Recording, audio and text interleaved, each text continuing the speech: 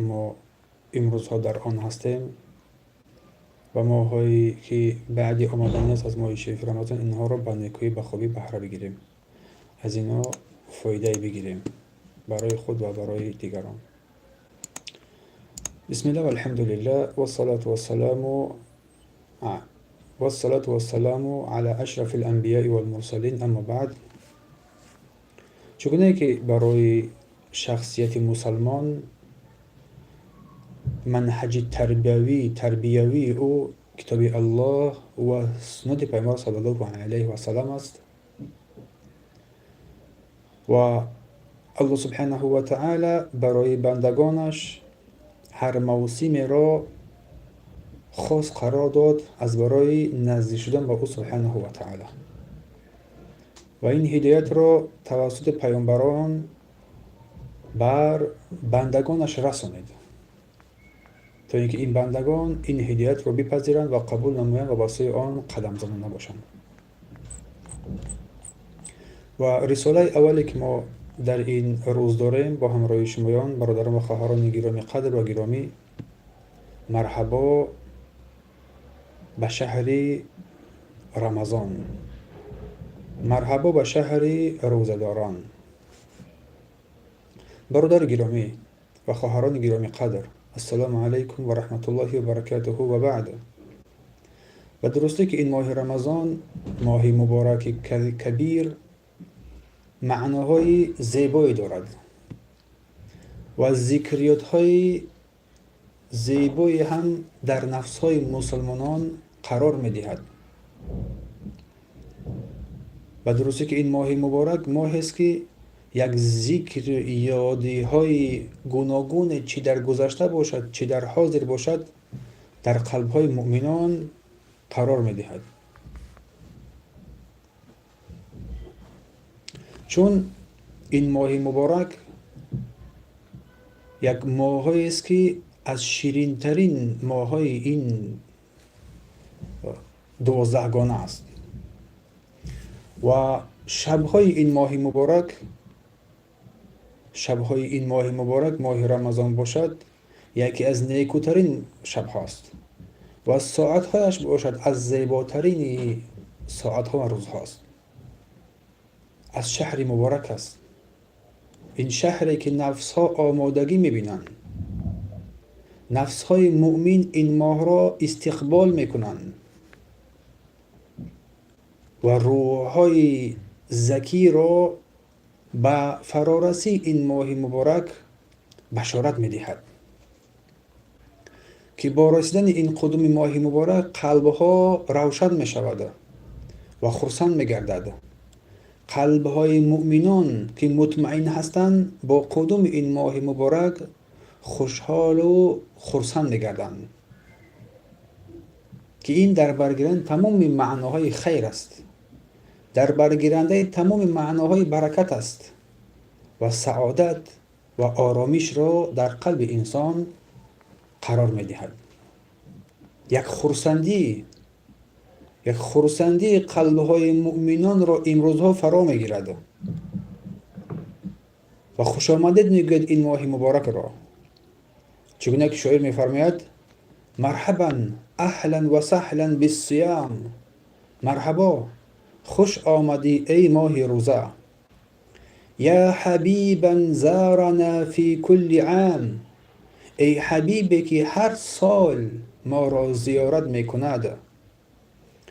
قد لقیناک بحب مفعم، به درستی که ما تو را ملاقات کردیم ای ماه مبارک با یک محبت عمیق. کل حب فی سوى المولى حرام، و هر محبت غیر محبت الله حرام است، این بسنده نیست. ماه مبارک رمضان یک موسم است که تمام امت اسلامی چی در شرق باشد چی در غرب باشد در هر جایی که قرار دارند نابسته از جنس و ملتشون این ماه مبارک را استقبال میکنند. تمام مردم مسلمان ها در تمام گوشه و کنار عالم از برای ادای این عبادت های نیکویی که در این ماه مبارک معین شده است از فریضه های مخصوص انجام میدهند. گاه این ماه مبارک هنگام فرا میرسد نفس های مردم با همدیگر در مسابقه در کارهای خیر سبقت میکنند، چون روزهای این ماه ماههای کریم است و شبهای این ماه ماههای مبارک است. و قول الله سبحانه و تعالی که میفرماید یا ایها الذین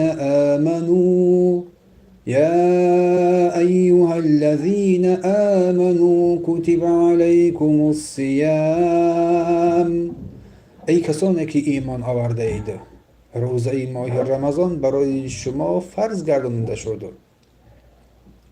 كتب عليكم الصيام كما كتب على الذين من قبلكم لعلكم تتقون. این روزه ماه مبارک برای شما فرض گردانده شد چگونه که برای امتان پیشینم فرض شده بود.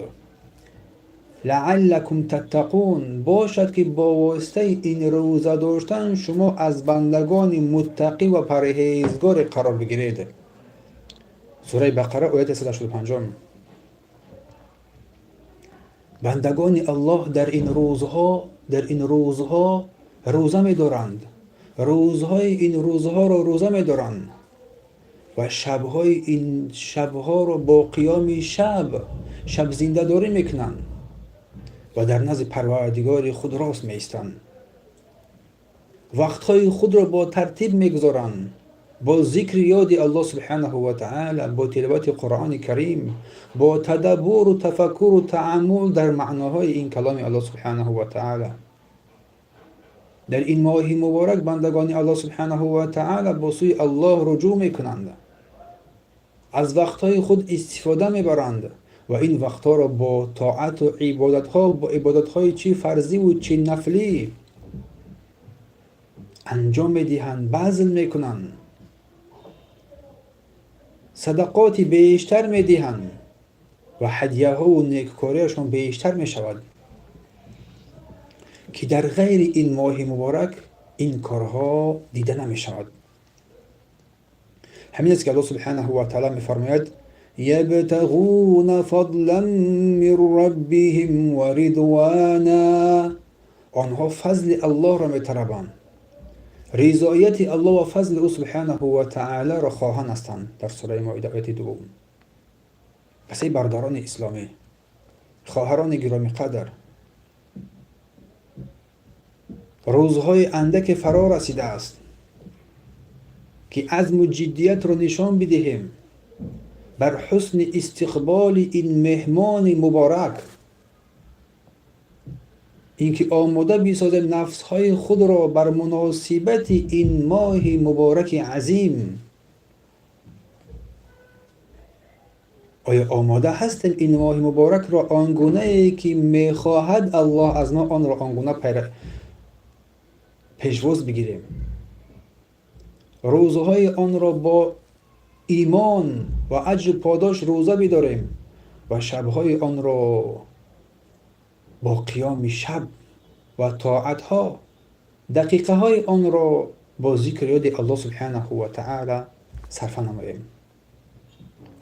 از امرهای او سبحانه و تعالی اطاعت و فرمانبرداری کنیم و از نهیهای او دوری بجوییم. و درسته که برادران و خواهران گرامی این امر عادی و آسان است برای آن کسی که الله برای او این آسانی را بیارد.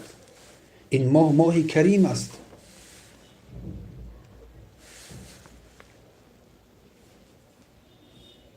الله سبحانه و تعالی در این ماه قضاوت میکند که شیاطین بسته شوند